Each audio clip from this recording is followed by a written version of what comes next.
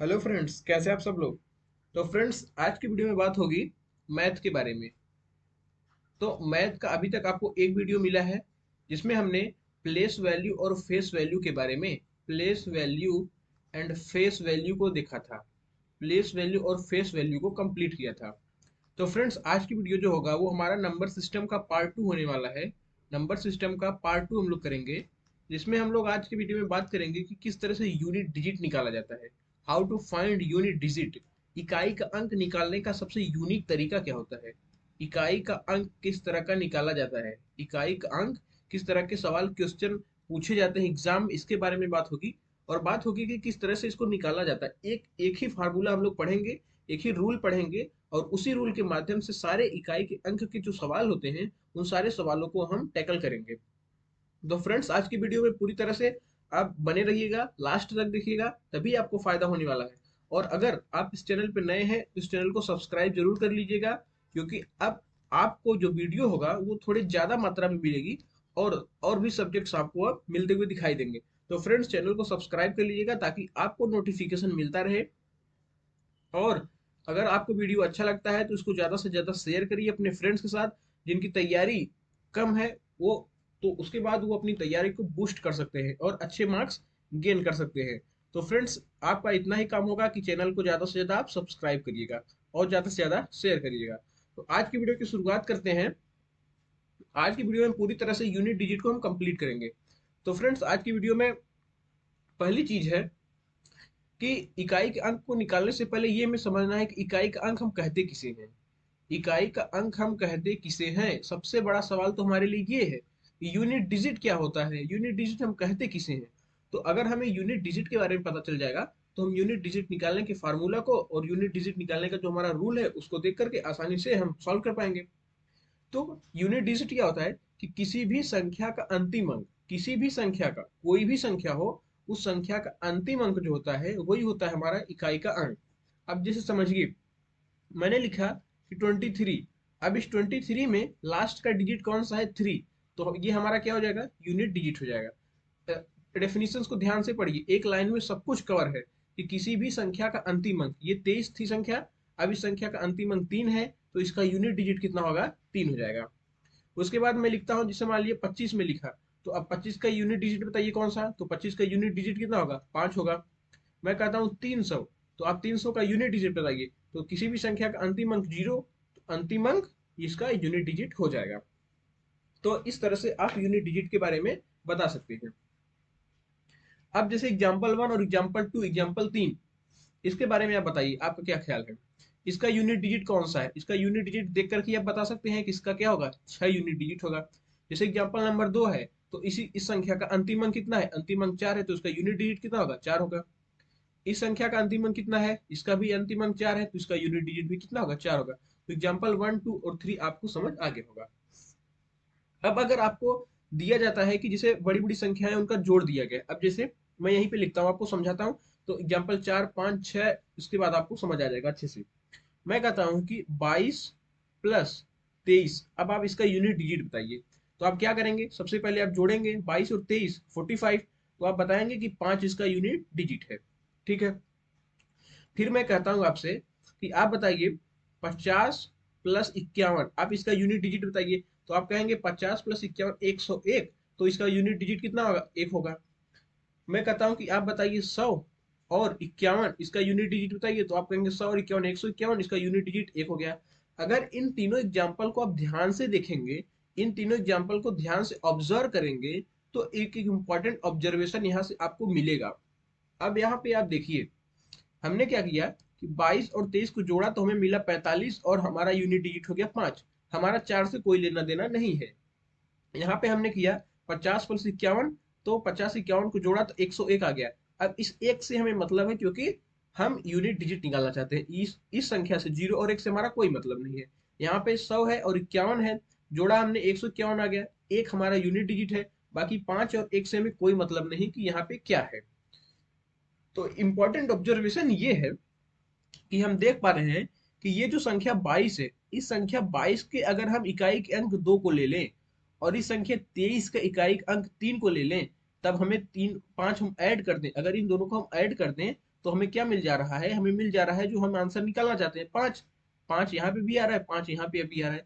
इसका मतलब ये हुआ कि आपको पूरी संख्या जोड़ने की कहीं से कहां तक कोई जरूरत नहीं है। आपको सिर्फ और सिर्फ अगर यूनिट डिजिट निकालना है तो ये जो संख्या 22 दे रखी है इसका यूनिट डिजिट आप पकड़िए, जो 23 संख्या दे रखी है इसका यूनिट डिजिट पकड़िए, दोनों को ऐड कर दीजिए, आपको आंसर मिल जाएगा। अब यहाँ पे देखिए 50 और 51 को ऐड करने की कोई जरूरत नहीं पड़ेगी। अब 50 में यूनिट डिजिट कौन सा है, 50 में यूनिट डिजिट है 0। 51 में इकाई अंक कितना है, 1। तो 0 और 1 को जब आप जोड़ेंगे तो 1 ही आएगा, और 1 यहाँ पे आंसर आ रहा था हमारा। यहाँ पे देखिए 100 प्लस 51 है, तो हमने ऐड किया तो 151। अब 100 प्लस 51 151 तो आ गया, ये तो छोटी नंबर है इसलिए आप आसानी से इसको ऐड कर पा रहे हैं। लेकिन अगर यहाँ पे बड़ी बड़ी संख्याएं देती तो क्या करते आप, तो सिंपली क्या करना है कि जो संख्या दी है उस संख्या का इकाई अंक, 100 का इकाई अंक 0, 51 का इकाई अंक 1, 0 प्लस 1 को आप ऐड करिए, आपका आंसर आ जाएगा 1, इकाई का अंक आपको मिल जाएगा। अब आप एग्जाम्पल 4 और 5 आसानी से सॉल्व कर पाएंगे। जैसे यहाँ पे देखिए 21 प्लस 23 प्लस 27 प्लस 125 है। अब आपको इस पूरी संख्या को ऐड करने की कोई कहां से कहां तक जरूरत नहीं है। आप क्या करिए, सिंपली ये 21 का इकाई अंक कितना है 1, 23 का इकाई अंक कितना है, 23 का इकाई अंक है 3, 27 का इकाई अंक कितना है 7, 125 में इकाई अंक कितना है 5। अब इसी को आप जोड़ दीजिए, आपका आंसर मिल जाएगा। 7 3 10, 10 1 11, 11 5 16, 16 आ रहा है। 16 जब आ रहा है तो 16 में इकाई अंक कितना है 6 है। तो इस पूरे संख्या का आंसर, इस पूरी संख्या का इकाई अंक भी कितना होगा, 6 ही आएगा। हमने क्या किया, हमने जो संख्या हमें दी गई है उस संख्या का इकाई का अंक निकालना है। तो हमने क्या किया कि इस पूरी संख्या को नहीं जोड़ा, इस पूरी संख्या को न जोड़ करके इस संख्या के जो इकाई के अंक दिए हैं उसको जोड़ा, उसके बाद हमारा जो इकाई अंक आएगा वो वही इसका भी इकाई अंक होगा। अब जैसे यहाँ पे देखिए, अब ये बड़ी संख्या दी है 649 प्लस 51 प्लस 48 प्लस 52, तो इसको ऐड करने में आप अपना टाइम इन्वेस्ट नहीं करेंगे। आपको क्या करना है, 649 का इकाई अंक कितना है 9, प्लस करेंगे 51 का इकाई का अंक कितना है 1, 48 में इकाई अंक कितना है 8, 52 में इकाई का अंक कितना है 2। अब आप इसको ऐड कर दीजिए, 8 2 10, 10 1 11, 11 9 20, 20 में इकाई अंक कितना आ रहा है 0। तो जो यहाँ पे इकाई अंक 0 आया वही इस पूरे का इकाई अंक भी कितना होगा, 0 ही आएगा। तो आई होप कि ये आपको समझ आ रहा होगा। अब 52 - 21 है, 52 - 21, अब 52 - 21 आप इसको घटाएंगे तो कितना आएगा 31। अब 31 का इकाई अंक कितना है 1 है, तो इसका इकाई अंक भी 1 आ जाएगा। अब ठीक इसी प्रकार से हम मल्टीप्लीकेशन के केस में भी करते हैं। जैसे कैसे मल्टीप्लीकेशन का केस समझ लेते हैं। जैसे मैं कह रहा हूँ कि 2 22 गुणे 22, आप इसका इकाई का अंक बताइए। तो आपको अगर बड़ी बड़ी संख्याएं दी हैं तो आप गुणा करने मत बैठिए, क्योंकि वहां पे आपका टाइम लॉस हो जाएगा। तो आप अगर 22 गुणे 22 का पूछा है इकाई का अंक, तो आप सिंपली इसका इकाई अंक लीजिए 2, इसका इकाई अंक लीजिए 2, 2 गुणे 2 कितना हो जाएगा 4, इसका इकाई अंक कितना आ गया 4 आ गया। अब जैसे मैं यहाँ पे लिखता हूँ 999 गुणे 199। अब ये आप इतनी बड़ी बड़ी संख्याओं का गुणा नहीं करेंगे। आप क्या करेंगे, आप 999 का इकाई अंक कितना है 9, 199 का इकाई अंक कितना है इसका भी 9, तो 9 का 9 जब गुणा करेंगे तो हो जाएगा 81। अब 81 में इकाई अंक कितना है 1, तो आंसर हमारा 1 हो जाएगा। इस तरह से आपको सॉल्व करना है। अब जैसे यहाँ पे देखिए, आप यहाँ पे 7 और 8 एग्जाम्पल, 21 है गुणा 21 है गुणा 30 है। तो 21 गुणा 30 करने की कोई जरूरत नहीं है, क्योंकि हमें यहाँ पे इकाई का अंक निकालना है। तो आप सिंपली 21 का इकाई अंक कितना है 1, और 21 का यहाँ गुणा है तो इसका इकाई अंक कितना है 1, और 30 है यहाँ पे तो इसका इकाई का अंक कितना है 0। तो 1 इंटू 1 इंटू 0 आप जब करेंगे तो 0 आ जाएगा। तो इस पूरी संख्या का इकाई का अंक जो आएगा वो होगा 0। तो इस तरह से आपको आंसर निकालना है। अब जैसे ये क्वेश्चन नंबर 9 है, अभी हमने क्या बताया कि जब छोटी छोटी संख्याएं दे रखी हैं तो उसको आप ऐड करके तो आसानी से निकाल लेते हैं, लेकिन जब बड़ा नंबर दे रहा होगा तो उसमें आप क्या करेंगे कि जो संख्या हमें गिवन है उस संख्या के आप इकाई के अंक को केवल ऐड करेंगे। जैसे यहाँ पे 1011 है, यहाँ इसका इकाई अंक कितना है 1, 1999 इसका इकाई अंक कितना है 9, और 2555 है तो इसका इकाई का अंक कितना है 5, और 2000 है तो इसका इकाई का अंक कितना है 0। अब इसको आप ऐड करिए, 9 1 10, 10 5 15, 15 प्लस 0 कितना होगा 15 ही आएगा। तो कितना आ गया आंसर 15 है। तो 15 का इकाई अंक कितना है, 15 का इकाई अंक है 5, तो हमारा आंसर कितना होगा 5। तो फ्रेंड्स, इकाई का अंक का ये तरीका आपको अब समझ आ गया होगा कि इकाई का अंक हम कहते किसे हैं और इकाई का अंक किस तरह से हम निकालते हैं। अब आगे हम रूल के बारे में पढ़ेंगे कि रूल हमारा क्या कहता है इकाई के अंकों को निकालने का। तो ये स्लाइड आई होप कि आपको अच्छे से समझ आ गया होगा। अब नेक्स्ट करते हैं स्लाइड पे, उसमें क्या दिया है। अगला अब इसमें रूल है हमारा, ये काफी इंपॉर्टेंट है, मोस्ट मोस्ट मोस्ट इंपॉर्टेंट है। इससे बहुत सारे सवाल पूछे जाते हैं और बहुत सारे सवाल बनाए जा सकते हैं। रूल वन क्या कहता है? रूल वन वो तो सिंपल था, वो सिंपल था, जो साधारण फॉर्म में दिया था। लेकिन अगर कभी दिया है 23 के पावर 24 इस तरह का सवाल दिया है, या 25 के पावर 30 दिया है, या फिर 999 के पावर में 10,000 दिया है, इस तरह की जो संख्याएं होती हैं, इस तरह की संख्याओं का किस तरह से इकाई का अंक निकाला जाएगा, अब इसको हम सीखेंगे। ये हमारे लिए इंपॉर्टेंट है, क्योंकि सवाल जो पूछा जाता है एग्जाम में यहीं से पूछा जाता है। वो सब सिंपल सिंपल नहीं पूछा जाएगा आपसे सवाल। तो अब जहां से हमारा सवाल पूछा जाता है, अब ये सवाल का मटेरियल यहाँ से शुरू होता है। रूल क्या कहता है इसको समझिए। रूल कहता है कि अगर यदि 0, 1, 5 या 6 इकाई के अंकों की कोई भी घात हो, तो उसमें कोई परिवर्तन नहीं होगा। ये तो रूल हो गया। अब ये क्या कहता है, अब इसको समझिए। एग्जाम्पल जैसे लीजिए, इसका कहना ये है कि जैसे मान लीजिए मैंने संख्या लिखा 1 2 3 4 5, इसके पावर में मैंने लिख दिया 100। ये कह रहा है कि अगर इस तरह की कोई संख्या आपको दी गई है, तो सबसे पहले आप इस संख्या में इकाई के अंक को पकड़िए। 1 2 3 4 5, घात को नहीं, घात को नहीं, घात को छोड़ देना है। पहले आप समझिए ये आधार वाली जो संख्या है, 1 2 3 4 5 में इकाई का अंक कितना है? 5 है। ठीक, इतना समझ आ गया आपको? अब मैंने एग्जाम्पल लिखा 126 के पावर में 201। यहाँ पे इकाई अंक कितना है? यहाँ पे इकाई का अंक कितना है? आपने पकड़ लिया 6। मैंने लिखा 120 के पावर में 550। अब यहाँ पे आपने इकाई का अंक पकड़ लिया 0। हमने क्या बोला कि आप सबसे पहले क्या करेंगे, जो आधार वाली संख्या है, ये आधार वाली संख्या है, इस आधार वाली संख्या के इकाई के अंक को देखेंगे। अब देख करके क्या करेंगे? देख करके ये पता करेंगे कि ये आधार वाली संख्या का इकाई का अंक है क्या। इधर वाली संख्या से हमें कोई मतलब नहीं है कि ये इधर क्या लिखा है, सिर्फ और सिर्फ इकाई के अंक। इकाई का अंक हमने देखा यहाँ पे 5 है, यहाँ पे हमने देखा 6 है, यहाँ पे हमने देखा इकाई का अंक 0 है। एक और एग्जाम्पल ले लेते हैं, 21131, इसके पावर में मान लेते हैं 101 है। यहाँ पे हमने देखा कि इकाई का अंक कितना है? इकाई का अंक है 1 है। तो रूल हमारा कहता है कि अगर आधार वाली जो संख्या है, उस आधार वाली संख्या का इकाई का अंक 0 हो, या 1 हो, या 5 हो, या 6 हो, तो उसकी पावर में आप जितना मर्जी हो कुछ भी चढ़ा दीजिए, उसकी वैल्यू में कोई परिवर्तन कहीं से कहां तक होने वाला नहीं है। जैसे 1 2 3 4 5 की पावर में एक 100 है। अब हमें क्या मिला? आधार वाली संख्या में इकाई का अंक मिल गया 5। अब आप इसके ऊपर कितना भी नंबर चढ़ा दीजिए, इसकी वैल्यू, इसके इकाई के अंक जो होगा वो हमेशा 5 ही आएगा। इसके ऊपर आप कितना भी पावर 201 की जगह 2 4 हजार चढ़ा दीजिए, 6 के पहले आप 10 20 हजार संख्या लिख दीजिए, तो जब इकाई का अंक निकालेंगे तो इकाई का अंक हमेशा 6 ही आएगा। ठीक उसी प्रकार से यहाँ पर इकाई का अंक हमेशा 0 ही आएगा, और यहाँ पे हमेशा इकाई का अंक 1 आएगा। तो कंक्लूजन क्या निकला? कंक्लूजन ये निकला कि अगर क्वेश्चन में हमारे दिया है सवाल में कि आधार वाली जो संख्या है, उस आधार वाली संख्या में इकाई का अंक 5 हमें दिख गया, 6 दिख गया, 0 दिख गया, 1 दिख गया, यानी कि 0 1 5 और 6 अगर हमें आधार में दिख गया, तो उसके पावर में कुछ भी होगा, हमारा आंसर वही होगा, वही इकाई का अंक होगा। कहीं से कहां तक वो आंसर बदलने वाला हमारा नहीं है। अब जैसे मैं कहता हूं कि 251 के पावर में हमने चढ़ा दिए 300, तो आपने ये सवाल देखा।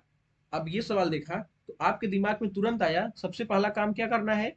इस आधार वाली संख्या का इकाई का अंक चेक करना है। आपने चेक किया, यहाँ पे इकाई का अंक 1 है, तो तुरंत आपके दिमाग में आया कि रूल हमने पढ़ा था कि 0 1 5 6 अगर इकाई के अंकों की संख्या है और उसके पावर में कोई भी घात है, तो उसमें कोई परिवर्तन नहीं होगा। अब यहाँ पे अगर मैं 300 की जगह 400 भी कर देता हूँ, 500 कर देता हूँ, तब भी कहीं से कहां तक कुछ भी परिवर्तन नहीं होगा। इसकी वैल्यू हमेशा, इसकी घात, जो इकाई का जो अंक होगा वो हमेशा 1 ही आएगा। हमने लिखा कि 232, 432, लास्ट में हमने डाल दिए 6, इसके पावर में हमने डाल दिया 1 लाख, पावर में 1 लाख डाल दिया। आपने देखा ये इकाई का अंक आधार वाली संख्या में 6 है, तो कहीं से कहां तक इसके मान में कोई परिवर्तन नहीं होगा, आंसर सीधा आप 6 लगाएंगे। इस पूरी संख्या का इकाई का जो अंक होगा वो 6 ही होगा। कुछ और क्वेश्चन के माध्यम से समझते हैं। जैसे क्वेश्चन ये है, हमने लिखा 2 3 4 56789, लास्ट में मिला दिया 1। इसके पावर में हम लिख रहे हैं 1 2 3 4 5 6। अब मैं पूछ रहा हूँ आप इसका इकाई का अंक बताइए। ऑप्शन में देता हूँ आपको 1, ऑप्शन में देता हूँ 2, सी ऑप्शन है 3 और डी ऑप्शन है 4। तो आप इस सवाल को किस तरह से अटेम्प्ट करेंगे, अप्रोच क्या होनी चाहिए। अगर आपकी अप्रोच सही है तो आप कहीं से कहां तक आपको किसी भी प्रकार की समस्या का सामना नहीं करना पड़ेगा। सबसे पहला काम स्टेप वाइज चलेंगे। सबसे पहला काम इस आधार वाली संख्या को देखिए। आधार वाली संख्या को आपने देखा, आपको मिला इकाई का अंक 1 है। अब जैसे ही इकाई का अंक आपको 1 मिल गया, 1 के अलावा या तो 0 मिल गया हो या 5 मिला हो या 6 मिला हो। 0 0 1 5 6, इस 0 1 5 6 में से कुछ भी संख्या मिल जाए, या तो 1 मिल जाए या तो 0 मिल जाए या तो 5 मिल जाए या तो 6 मिल जाए। अगर वो दिख गया तो आप तुरंत आंसर वही मार्क करेंगे जो आपको दिखा है। एक इकाई का अंक है तो आंसर हमारा 1 होगा। यहाँ पे अगर मैं 5 रख देता तो आंसर कितना होता हमारा इकाई का अंक 5 आता इस पूरी संख्या का। अगर 6 होता तो आंसर हमारा 6 आता। 0 होता तो आंसर 0 आता। तो आप सोच रहे होंगे कि 0 1 5 6 के अलावा अगर कोई संख्या होगी तब क्या करेंगे। तो 0 1 5 6 के अलावा अगर कोई संख्या है, जैसे 2 आ गया, जैसे आ गया 3 आ गया, 4 आ गया, 7 आ गया, 8 आ गया, 9 आ गया, तो इसका रूल अलग होता है। इसको हम आगे पढ़ेंगे। आई होप कि ये क्लियर हुआ होगा पहला रूल। अब समझ लीजिए कि आधा आपका खत्म हो गया। अब एक रूल और है, उस रूल के माध्यम से हम समझ लेंगे कि इसमें क्या क्या और चीजें हैं। उसके बाद हमारा ये चैप्टर आज पूरी तरह से खत्म हो जाएगा। अब आगे बढ़ने से पहले मैं एक दो क्वेश्चन आपको कराता हूं, ताकि आपकी जो अंडरस्टैंडिंग वो थोड़ी सी और अच्छी बन सके। तो क्वेश्चन ही हमें मार्क्स दिलाएगा, इसलिए हमारा ज्यादा ध्यान क्वेश्चन पे होगा। हमने कंसेप्ट सीख लिया, अब हम करेंगे क्वेश्चन। अब जैसे क्वेश्चन नंबर 1 है। क्वेश्चन नंबर 1 कहता है कि 584 गुणे 476 गुणे, एक सेकेंड, 476 गुणे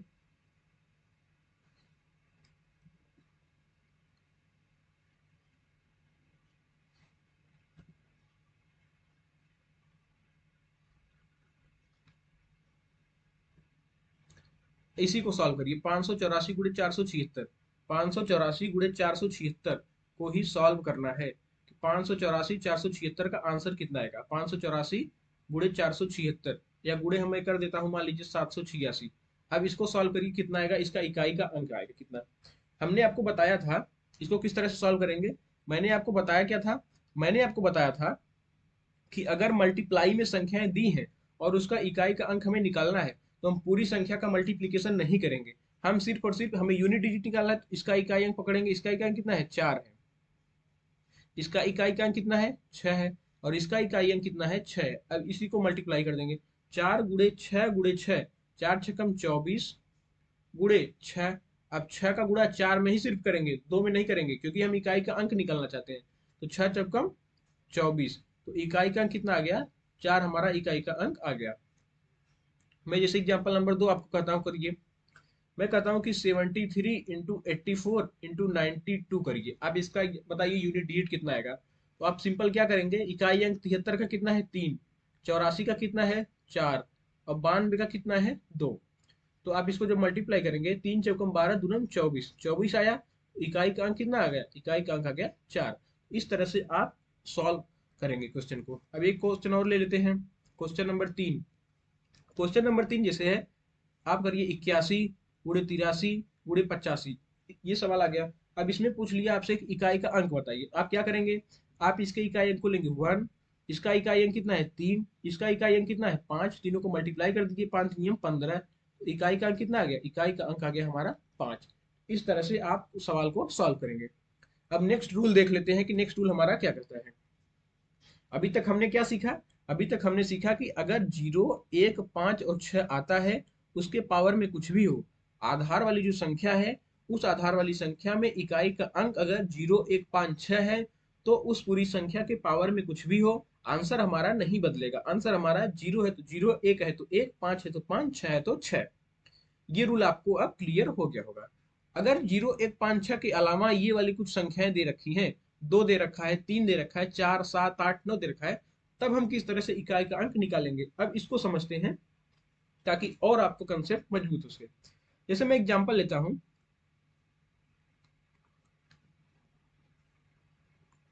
6, 7, 3, 5, 4, ये मान लीजिए हमारा एग्जांपल हो गया। इसके पावर में मैंने चढ़ा दिए 1237। ठीक। अब अगर इस तरह का सवाल है, हमने अभी इसके पिछली स्लाइड में क्या सीखा? पिछली स्लाइड में सीखा था कि सबसे पहले हम आधार वाली संख्या को चेक करते हैं। इस आधार वाली संख्या में कहीं 0, 1, 5, 6 तो नहीं दिख रहा है इकाई के अंक के स्थान पे। तो हमने देखा कि इकाई के अंक के स्थान पे न तो 0 है, न तो 1 है, न तो 5 है, न तो 6 है। यहाँ पे इकाई का अंक हमें दिख गया 4 है। जब हमें इकाई का अंक 4 दिख गया, तब हम इसको पूरी तरह से प्रॉपर तरीका लगाएंगे सॉल्व करने के लिए। अब इसका प्रॉपर तरीका क्या होता है इकाई का अंक निकालने का? सबसे पहले आप स्टेप को ध्यान रखिए, क्योंकि यही आपके काम आने वाला है। स्टेप 1 में आप क्या करते हैं कि आधार वाली अगर आप स्टेप बाय स्टेप करेंगे फॉलो, तो आपका कभी भी सवाल गलत नहीं होगा। आधार वाली संख्या को चेक करेंगे, आधार वाली संख्या को चेक करेंगे। आधार वाली संख्या 6, 7, 3, 5, 4 है। हमने इसको चेक किया, क्या चेक करेंगे इसमें? चेक करेंगे कि इसमें इकाई का अंक क्या है। हमने चेक किया कि इसका इकाई अंक है हमारा 4। अगर हमारा 0, 1, 5, 6 होता तो हम तुरंत आंसर करते, 0 होता तो 0, 1 होता तो 1, 5 होता तो 5, 6 होता तो 6। हम इसके घात पे जाते भी नहीं, घात को चेक भी नहीं करते। लेकिन यहाँ पे हमें दिखा कि इकाई का अंक 4 है, तो हमने आधार वाली संख्या को चेक कर लिया। ये हमारा पहला स्टेप। स्टेप 2 कहता है, अगर 0, 1, 5, 6 के अलावा कोई संख्या है, तो आप सबसे पहले जो उसकी पावर दे रखी है, यहाँ पे पावर 1237 है, इस पावर को आप 4 से डिवाइड करिए। यानी कि जो पावर दे रखा होगा उस पूरी संख्या का, उस पावर को आप 4 से डिवाइड करिए।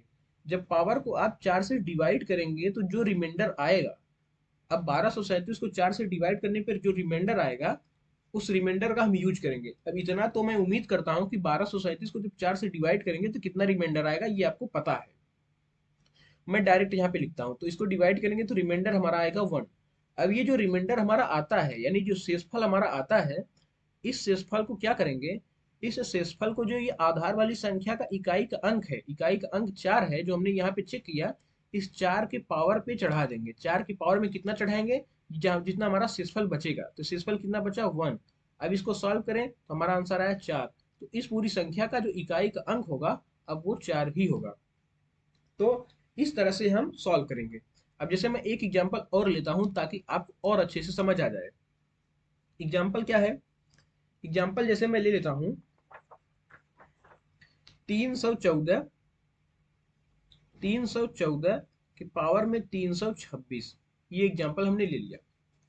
अब सबसे पहला काम क्या करते हैं आप? सबसे पहले देखते हैं कि ये आधार वाली जो संख्या है, कलर चेंज कर लेते हैं तब आपको और अच्छे समझ आएगा। ये आधार वाली जो संख्या है, आधार वाली संख्या 314 है पूरी तरह से। ये आधार वाली संख्या कितना है? ये आधार वाली संख्या 314 है। पहला स्टेप है कि आधार वाली संख्या के इकाई के अंक को चेक करेंगे। हमने यहाँ पे चेक किया, इकाई का अंक हमें कितना मिला? 4 मिला। अब 4 मिला, न तो 0 है, न तो 1 है, न तो 5 है, न तो 6 है, तो हम रूल नंबर 2 लगाएंगे। रूल नंबर 2 क्या कहता है? रूल नंबर 2 कहता है कि अगर 0, 1, 5, 6 आता है, 0, 1, 5, 6 आता है, तो आप 0, 1, 5, 6 आता है तो आप आंसर वही मार्क करेंगे। लेकिन इसके अलावा अगर कोई संख्या आती है, तो आप उसके पावर को 4 से डिवाइड करेंगे। तो 326 को हमने डिवाइड किया 4 से। जब हम 326 को 4 से डिवाइड करेंगे तो हमें क्या मिलेगा? यहाँ पे हमें रिमाइंडर मिलेगा 2। ये मैं उम्मीद करता हूँ आपको पता होगा कि किस तरह से भाग किया जाता है। तो रिमाइंडर कितना मिला हमें? रिमाइंडर हमें मिला 2। अब इस रिमाइंडर का हम क्या करते थे? इस रिमाइंडर को हम जितना यूनिट डिजिट में निकालने के लिए जो इकाई का अंक हमने देखा यहाँ पे, आधार वाली संख्या का इकाई कितना? 4। अब इसी 4 के पावर में हमने शेषफल को चढ़ा देते थे। तो 4 का स्क्वायर करेंगे तो हमें कितना मिलेगा? 16। अब 16 में इकाई का अंक कितना है? 6। तो यही हमारा क्या होगा? आंसर। तो 314 के पावर में 326 है, तो इसका इकाई का अंक होगा 6। इस तरह से सवाल को सॉल्व करते हैं। अब कुछ और एग्जांपल देखते हैं, कुछ और एग्जांपल देखते हैं, तब आपको और आसानी से समझ आएगा। जैसे मैं कहता हूं 2137, इसके पावर में मैं चढ़ा देता हूं 754। अब इसको किस तरह से सॉल्व करेंगे? सबसे पहला इसमें इकाई का अंक निकालना है। सबसे पहला काम क्या? सबसे पहला काम होता है कि आधार वाली संख्या को आप चेक करिए कि इसकी इकाई का अंक कितना है। तो हमने चेक किया कि इसका इकाई का अंक कितना है, 7 आ गया। तो अब हमारा पहला जो रूल हमने पढ़ा था 0 1 5 6 अगर है तो आंसर अब होगा, ये रूल इसमें अप्लाई नहीं होगा।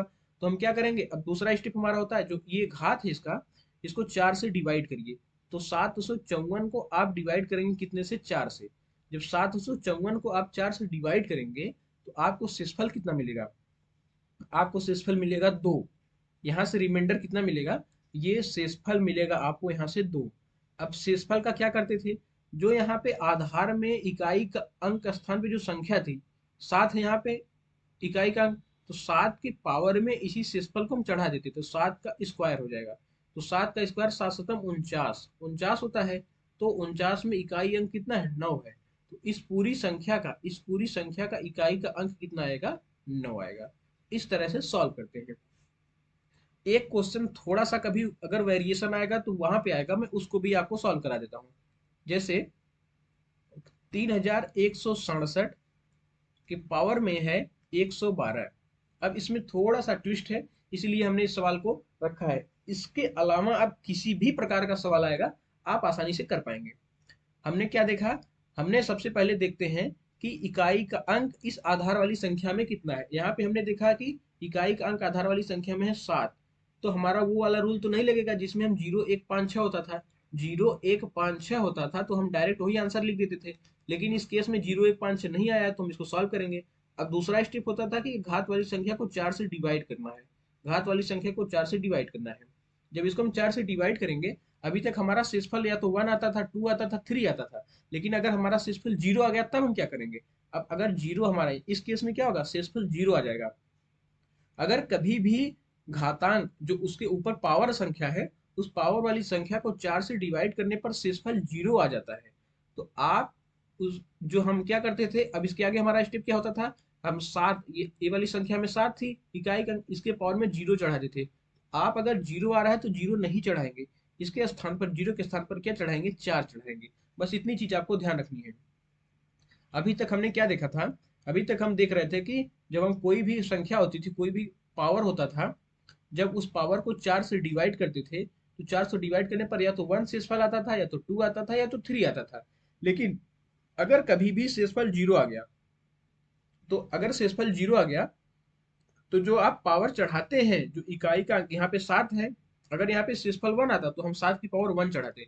अगर यहाँ पे शेषफल 2 आता तो 7 की पावर में 2 चढ़ाता। अगर 3 आता तो 7 की पावर में 3 चढ़ाता। लेकिन यहाँ पे आ गया 0, तो अब हम 7 की पावर कितना चढ़ाएंगे, 7 की पावर चढ़ाएंगे 4। 0 अगर आया तो 7 की पावर आप 4 चढ़ाएंगे। अब 7 की पावर 4 को सॉल्व करेंगे तो 7 सतम 49, 49 गुणे 49, 49 गुणे 49 है। तो इसको सॉल्व करने का आसान तरीका, इकाई के अंक को पूरा कर लीजिए, 9 9 81, तो आंसर कितना, 1 आ जाएगा। तो ये गलती आप नहीं करेंगे। सिर्फ इस चीज में एक ही चीज का आपको ध्यान देना है पूरे इस लेक्चर में, इस पूरे यूनिट डिजिट में, कि अगर आप 0 अगर आता है तो 0 को न चढ़ा करके आप वहां पे 4 चढ़ाएंगे। अब ये ऐसा क्यों होता है इसको हम बाद में देखेंगे, लेकिन अभी के लिए बस इतना ही। तो एक बार मैं आपको फिर से बताता हूँ हमने क्या देखा। हमने देखा कि कोई भी संख्या है उसका अंतिम अंक अगर इकाई का अंक होता है, किसी भी संख्या का अंतिम अंक उसका इकाई का अंक होता है, पहली चीज हमने देखी। दूसरी चीज हमने देखी कि अगर कोई भी संख्या है उसके इकाई के अंक के स्थान पर 0 1 5 6 है तो उसके पावर में कुछ भी हो उसका आंसर वही होता है। तीसरी चीज हमने देखी कि 0 1 5 6 के अलावा अगर कोई भी संख्या आती है तो सबसे पहला स्टेप क्या होता है, उसकी संख्या के आधार को चेक करना कि उस आधार वाली संख्या का इकाई का अंक कितना है। उसके बाद हम पावर को 4 से डिवाइड करते हैं। पावर को 4 से डिवाइड करने के बाद जो हमारा रिमाइंडर बचता है, उस रिमाइंडर को हम, जो हमने चेक किया था आधार वाली संख्या का इकाई का अंक, उस इकाई के अंक वाली संख्या के पावर में रिमाइंडर को चढ़ा देते हैं। उसके बाद जो हमारा आंसर आता है वही उस पूरे क्वेश्चन का आंसर होता था। तो आज की वीडियो में हमने इतना देखा। तो फ्रेंड्स आई होप कि आज का वीडियो आपको समझ आया होगा। तो चैनल को ज़्यादा से ज़्यादा सब्सक्राइब करिए और ज़्यादा से ज़्यादा चैनल को शेयर करिए, ताकि आपको और इसी तरह की वीडियो मिलता रहे। तो फ्रेंड्स आज की वीडियो में बस इतना ही। धन्यवाद।